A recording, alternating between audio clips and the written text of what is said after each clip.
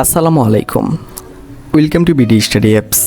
Hello প্রিয় শিক্ষার্থী, তো তোমরা যারা এসএসসি বিএমটি দ্বাদশ শ্রেণীতে রয়েছ, আজকের ভিডিওটি তোমাদের জন্য। আমাদের আজকের টপিক অংশীদারি ব্যবসায় থেকে আমরা অঙ্কগুলো করতেছি। তো প্রথম থেকে শেষ পর্যন্ত দেখো, তো আশা করি অনেক কিছু বুঝতে পারবে। তো চলো শুরু করা যাক আমাদের আজকের ভিডিওটি।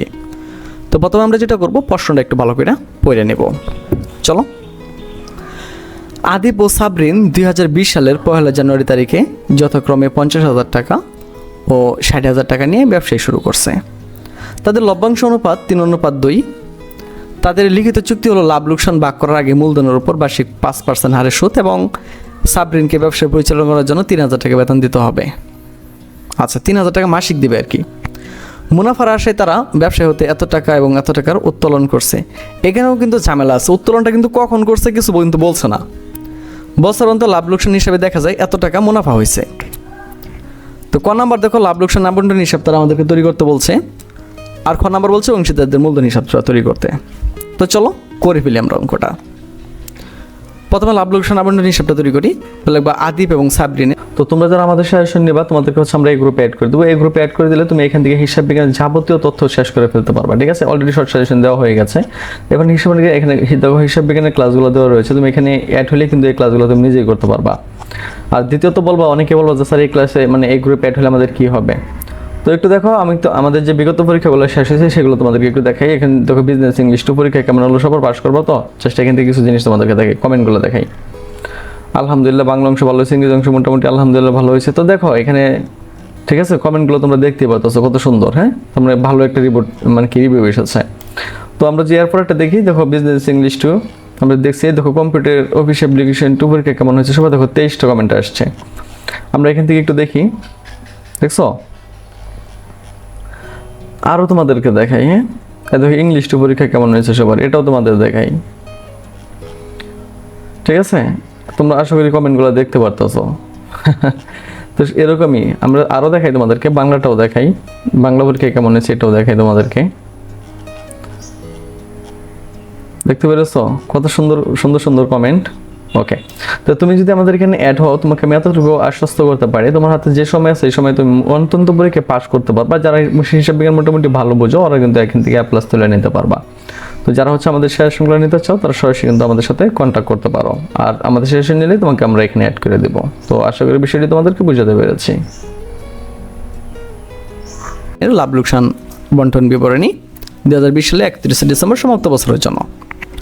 সেম আগের মতোই নিট মুনাফা লাগবে আয় বিবরণী হতে স্থানান্তরিত হয়, যে এখানে তারা আমাদেরকে দেওয়া দিচ্ছে যে 1 লক্ষ টাকা, যে এটা এখানে আইনে শুধু বসাই দিলাম 1 লক্ষ টাকা। তো এখানে আমাদের এখন যেটা করতে হবে, বিয়োগ করতে হবে অসমন্বয়কৃত ব্যয়সমূহ। তো এটা কোনটা, অংশীদারদের মূলধন বিবরণী লাগবে, এখানে লাগবে মূলধনের সুদ। মূলধনের সুদ কেন লাগবে, তারা কিন্তু এখানে শুধু কি বলছে, মূলধনের উপর 5% হারে সুদ ধরতে হবে, উত্তোলনের উপরে কিন্তু তারা বলছে না। যেহেতু তারা উত্তোলনের উপর বলছে না, শুধু আমাকে মূলধনের উপরে ধরতে হবে। ওকে, উত্তোলনের সুদ থাকলে কিন্তু যোগ করতাম। আচ্ছা, তাহলে আদিপ 2500 টাকা। 2500 টাকা স্যার কীভাবে হইল, তাহলে আমরা একটু দেখি। তার মূলধনটা এটা ছিল তোমার 50,000 টাকা। তো 50,000 টাকারে আমরা যেটা করব, আমরা 50,000 টাকার 5% করব। তাহলে তোমরা লিখবো হচ্ছে 50,000 × 5%।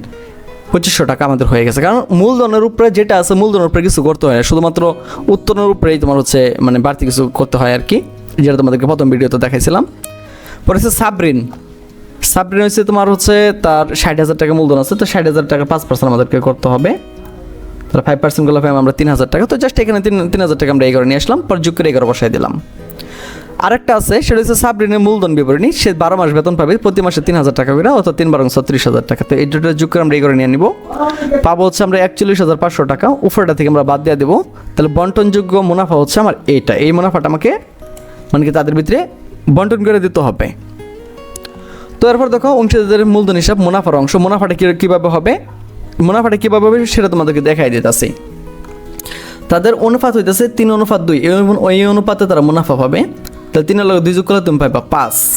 তো তুমি এখানে যেটা করবা, এই যে 58,500 আছে না, 58,500 ওকে, ভাগ দিবা হইতেছে 5 দ্বারা, গুণ দিবা হইতেছে 3 দ্বারা আদিবের ক্ষেত্রে।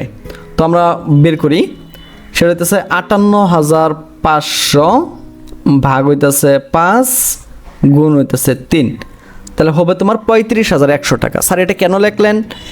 এই যে এটা হইতেছে মুনাফা, এটা বন্টন করে দিতে হবে দুইজনের ভিতরে, আদিব এবং সাবরিনের ভিতরে, এবং তাদের যে অনুপাতটা আছে মানে তারা যে লাভটা করবে এই লাভটা তারা ভাগ করে নেবে এই অনুপাতে। তো প্রথমে হইতেছে দুইটা যোগ করলে তুমি পাইবা 5, আর প্রথম যে আছে তোমার হইতেছে তার নাম হচ্ছে কি, নামটা কি, আদিব।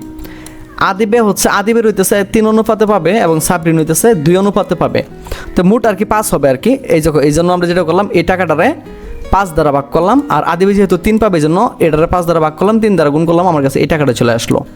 এখন সাবরিনের ক্ষেত্রে যেটা হবে এই টাকাটারে 5 দ্বারা ভাগ করবা, 2 দ্বারা গুণ করবা, 2 দ্বারা গুণ করলে এই টাকাটা পাওয়া যাবে। এখন এই টাকাটারে যোগ করে এই ঘরে নিয়ে আসো, দেখো এই ঘরটা আর এই ঘরটা সমান হয়ে যাবে। তো তোমার অঙ্কটা কিন্তু হয়ে গেছে। তো আশা করি বিষয়টা তোমরা বুঝতে পেরেছো। তো 2 থেকে 3 বার ভালো করে দেখে নিও, তো আশা করি আর কোনো সমস্যা থাকবে না। তো এরপরে দেখো তারা আমাদের বলছে অংশীদারদের মূলধন বিবরণীটা তৈরি করতে বা মূলধন হিসাবটা তৈরি করতে। তো এটা আমি তোমাদেরকে দেখাইছিলাম। তাহলে লাগবে তারিখ, হিসাবের নাম, দুজন অংশীদারের নাম লিখে ফেলবা, আদিব এবং সাবরিন।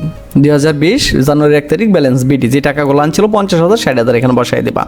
এই যে টাকাগুলা, এই যে 50,000 টাকা এবং হচ্ছে 60,000 টাকা, তো এই টাকাগুলো তুমি হচ্ছে এগুলো বসাই দেবা। বুঝতে পেরেছো? এই যে বসাই দেবা। ডিসেম্বর 31 তারিখ লাভ লোকসান বন্টন বিবরণী, মূলধনের সুদটা যে বসাই দেবো 2500 3,000। এই যে আমরা বের করছিলাম মূলধনের সুদটা যে এইখানে, বুঝতে পেরেছো? এই যে 2500 3,000। আচ্ছা, এরপরে বেতন তো আদিব পাবে না, তাহলে কে পাবে? সাবরিন পাবে, যে বসাই দিলাম।